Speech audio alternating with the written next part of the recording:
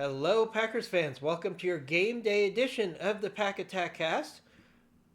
The Carolina Panthers travel to the Green Bay Packers today. Very excited to watch what hopefully will be an exhibition for the Packers as they dust up and get ready for a big game next week against the Philadelphia Eagles. That's going to be a huge, huge game. But we need to focus in on the Carolina Panthers this week because a win is a win. And the Packers need to make sure they secure this win before they think about looking ahead at Philly. This is a conference game, which is very important for tiebreakers. And this is an opponent that the Packers should have every opportunity to have a big statement win. They're favored by over 12 points. I would not take the Packers covering in this game because historically, at least for this year, they've done a poor job of covering large spreads. I would take them and the over in this game, and that's one thing a lot of people have really been suggesting if you're looking at ways to get your bet on and still getting a good result with the Packers being heavily favored is you take the Packers to win the money line and then you take the Packers the over on the points in the game. There should be lots of points for the Packers in this game. I don't know how many points there will be for the Panthers. The Panthers, when we look at the breakdown, are at a significant disadvantage in this game, and we'll talk about that a little later. Let's quickly go over some notes on Sunday morning before the game. The Packers have signed Christian Welch to the active roster. This is something that was expected with the injury to Nick Niemann. Also very important because Quay Walker has been listed as questionable, and we'll talk about that as we go through the injuries. But Christian Welch activated and elevated to the active roster means that he's going to be a special teams replacement for Nick Niemann. Christian Welch is very good on special teams, so I think that's a neutral trade-off. Nick Niemann goes to IR for at least 4 weeks, and we'll see if he gets back on the active roster because he'll be out for 4 weeks. If Christian Welch plays well, it might be very hard for the Packers to bring Niemann back to the active roster. We'll see what happens.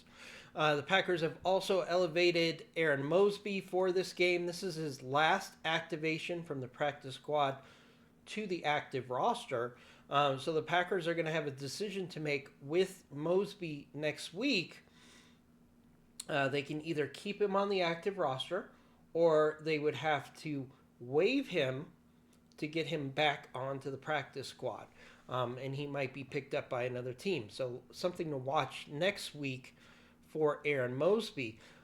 It might not surprise me if they at least keep him on the active roster for the game against the Eagles because they're going to need as many big bodies as they can get in that particular game. So what we're going to do now is we're going to take a look at the injury report for this game.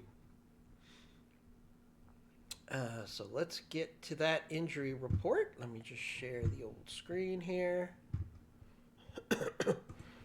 Here we go. Here's our injury report for Friday. Brought to you by the Packers. Packers versus Panthers. Very excited to see those new uniforms on the field. I have several jerseys, and I'm looking forward to putting one on. And I think the Packers are going to look more impressive optically if they have a big game in those cool new jerseys. It'll definitely be on the minds of a lot of people in the NFL. So we're going to take a look at the injury report here. I'm going to scan through the analysis here and go right to the report. So we're starting with the Green Bay Packers here. Aaron Banks, full participation on Friday. That's really good to see because he's been limited for weeks. So this really tells me Aaron Banks is finally back to being fully healthy, and we're going to need him against the Eagles in 2 weeks. So that's really good to see. Josh Jacobs, limited participation. This is just veteran rest here as they manage his calf injury. I do expect him to get 40 plus carries in this game because they're going to want him to get 40 to 50 against the Eagles in 2 weeks. So it's very good to see Josh Jacobs hopefully be very efficient in the running game. And we'll talk about that in a minute. Brandon McManus, full participation on Thursday and Friday. He's listed as questionable, and that's really because the NFL got rid of their probable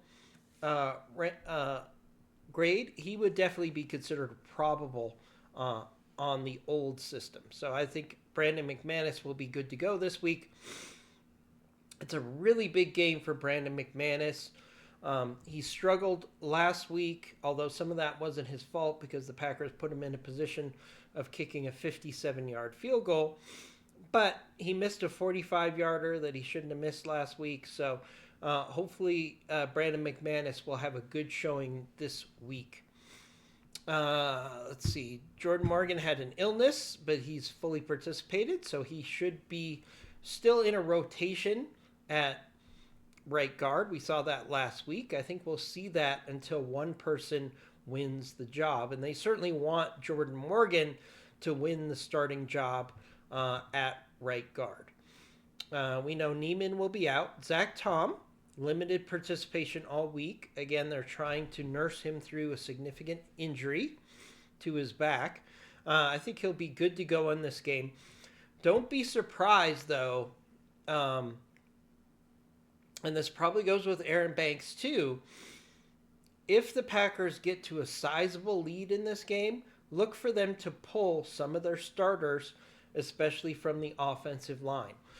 Zach Tom in particular, as well as Aaron Banks, are candidates to maybe see their reps limited in the second half if the Packers get to a big win. Now, at the same time, the Packers don't want to see Jordan Love get hit out there. So it's going to be a real catch-22 situation. But I do expect if the Packers get to a big lead, at least as they lean on the run, they'll try to pull players like Zach Tom off so they can get some rest before the big game against the Eagles. We know Lucas Van Ness did not participate all this week. He will be out. Perhaps he will be back for the game against Philly. We'll have to watch that very closely. All right, we got Quay Walker with a calf injury. He practiced fully on Wednesday, did not participate on Thursday, limited participation on Friday. I think Quay Walker is 100% a 50-50 game time decision. We'll have to see how he plays. Hopefully he will play this week because, again, we want him healthy, but we also want him prepared for the game against the Eagles. So he's going to be a big factor in that game. So, again, Quay Walker is another candidate for, let's say he starts the game, but if the Packers get out to a healthy lead, he's the type of player they might try to take off the field from time to time just to give him some rest. Christian Watson, limited participation all week. He will be good to go for this game. No question there. Donatavian Wicks is out for this game, did not participate all week. And Devontae Wyatt, limited participation all week as he recovers from a knee injury. I think he will be fine in this game. Wyatt is actually very important because one of the things that the Panthers do well, and we'll talk about it in a moment, is they run the ball extremely well and then use play action. And Wyatt is very important in both of those cases for this game. All right, let's look at key players for the Carolina Panthers. I'm not going to go through every player here. Andy Dalton is questionable with a thumb injury that will only come into play if there's an injury to the starter for the Carolina Panthers. I don't expect Dalton to be on the field today. We've got some full participations here. Jimmy Horn and Xavier Legette. They should be fine for this game. Damian Lewis, limited participation on Thursday. Will he play? I think he will play, which is a big factor for the Panthers and their offensive line. Now, Taylor Morton, with a knee injury, didn't participate on Wednesday and limited participation on Thursday and Friday. I think he's going to be a true game time decision, and that's going to be a big factor for the Carolina Panthers this week.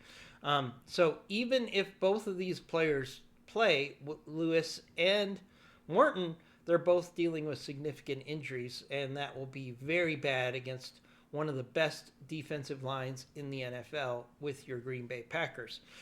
We have Nick Scott, safety, limited participation. He is questionable for this game. Princely Numanoan, the rookie, can never pronounce his name correctly, but I love him as a player. He will be out this week. And we have Trevin Wallace, questionable, and Xander Zalava is coming off injured reserve, and he is questionable, although he did participate all 3 games. So it wouldn't surprise me if you saw Zavala in the game, especially given how injury-riddled the offensive line for the Panthers is. All right, so that's your injury update. Let's now take a look at the matchups for the games. Let's switch over here. All right. Game today is at 12 noon, Green Bay time, 11 for me in the Colorado Rockies. The Panthers are 4-4 against the spread. They're 5-3. Packers are 5-1-1, but only 3-4 against the spread. I talked about not taking the Packers to cover. I would not take the Packers to cover in this game. Now, if you want to do a fun parlay and you put them on to maybe just give a whacking to the Panthers, sure, do that with maybe a small amount, but I wouldn't put big money on the Packers covering. Again, most likely we're looking at the Packers winning the game and the game going over on points. That's my prediction. All right, so let's look at the team metrics for this game. The Panthers are 23rd in power rankings. Packers are 2nd. On defense, the Packers are 11th and the Panthers are 24th. On offense, the Packers are 3rd and the offense for the Panthers is 26th. So there's clear advantages here in this game, which is why the Packers are favored by over 12. And we want to see the Packers play to the level of their rankings here. They should dominate this game on all phases of the game.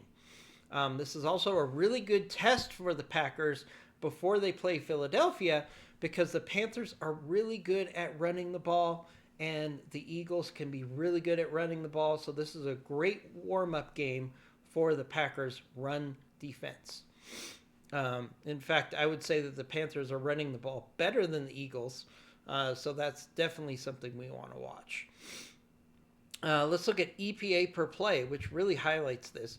Panthers are one of the few teams in the league that actually have a positive EPA per play of 0.01. Packers are minus 0.05. So the Panthers do have an efficiency advantage when it comes to running the ball. If the Packers get up big in this game, then the Packers will take away the Panthers' ability to run the ball as much, and that will really play into the Packers' favor. Let's take a look at the quarterback comparison for this game. Bryce Young versus Jordan Love, really no comparison here. Jordan Love is a far superior player, more experienced. His passer rating clean, which is passer rating without pressure in his face, is amazing at 35.8. Bryce Young is at only 84.4, so you're going to want to attack him with the blitz, which is something we know the Packers can do very well.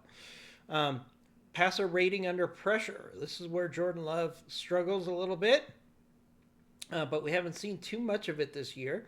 Look for him to work on improving that in this game. Big throw percentages.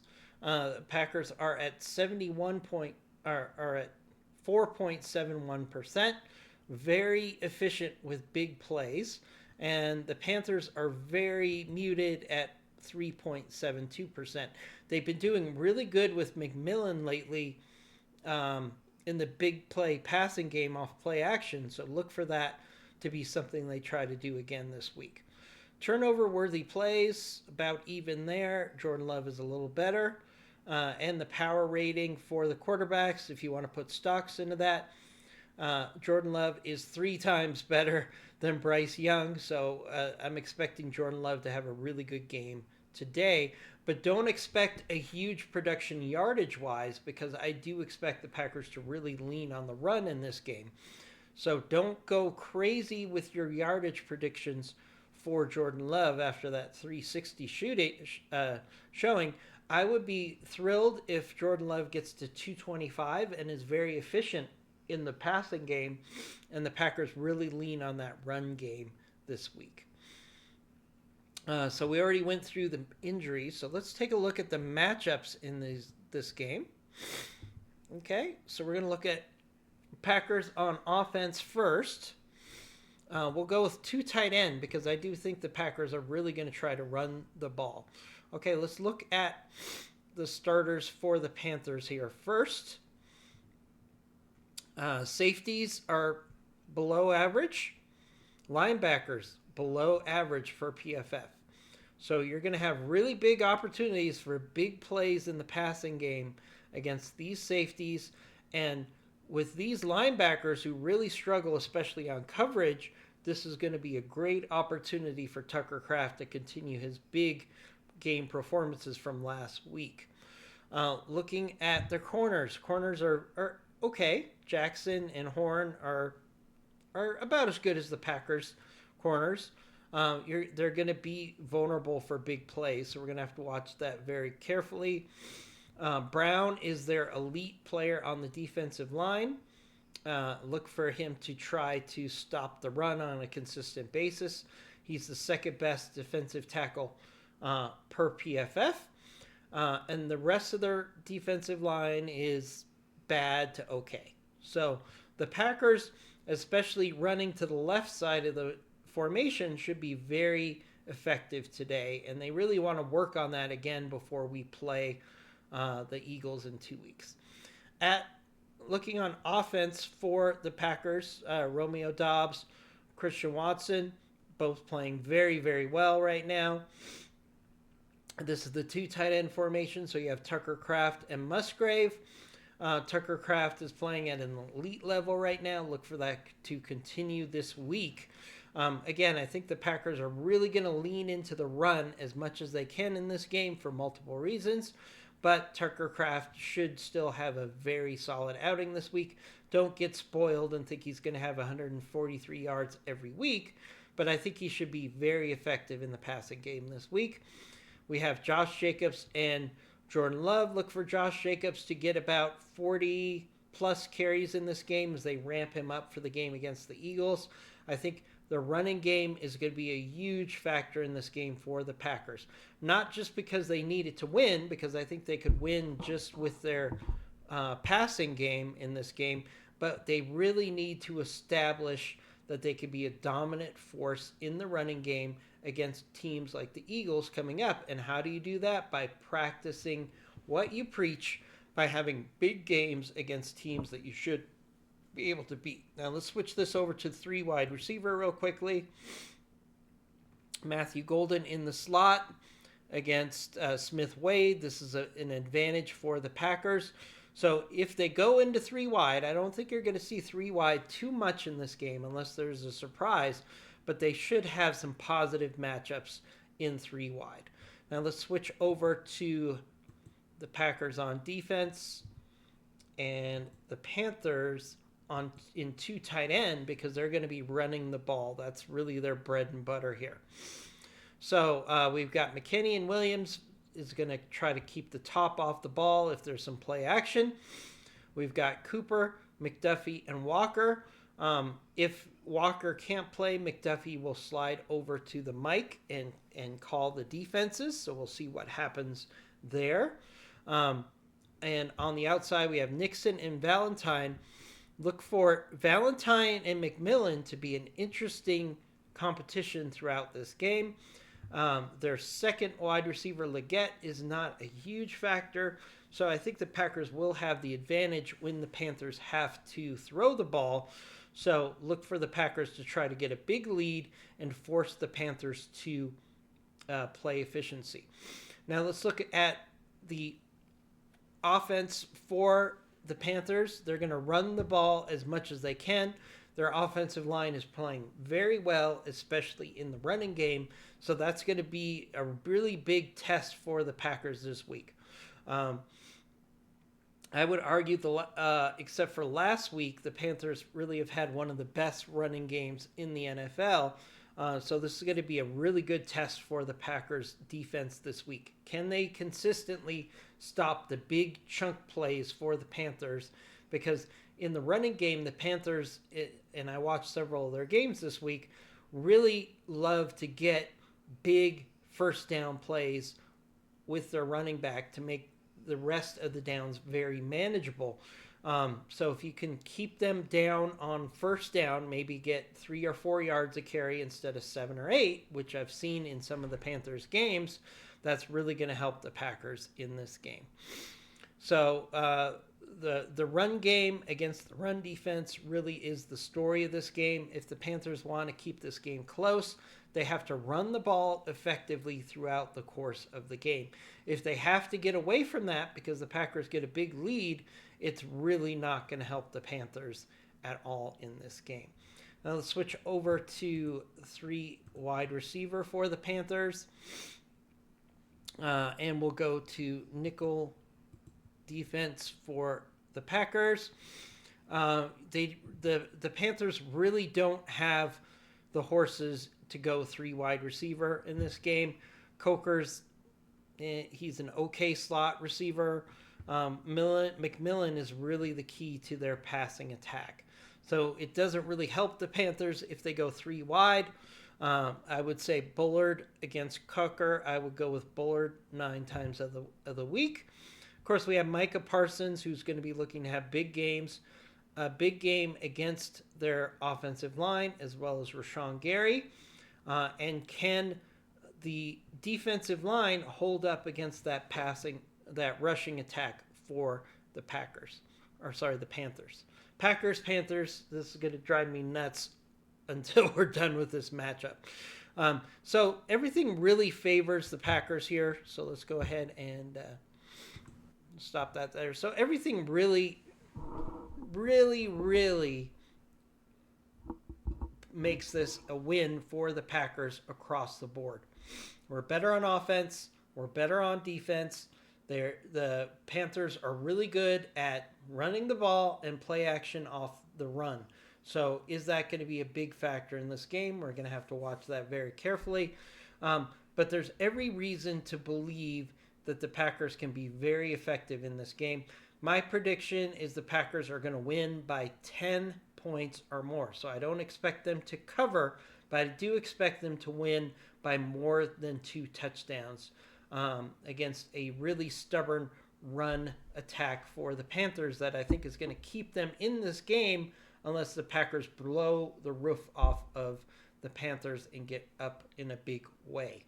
So that's my prediction. Packers by 10. If I had to put a number on it, maybe 35-25, which seems high for the Panthers. So maybe the Packers will cover.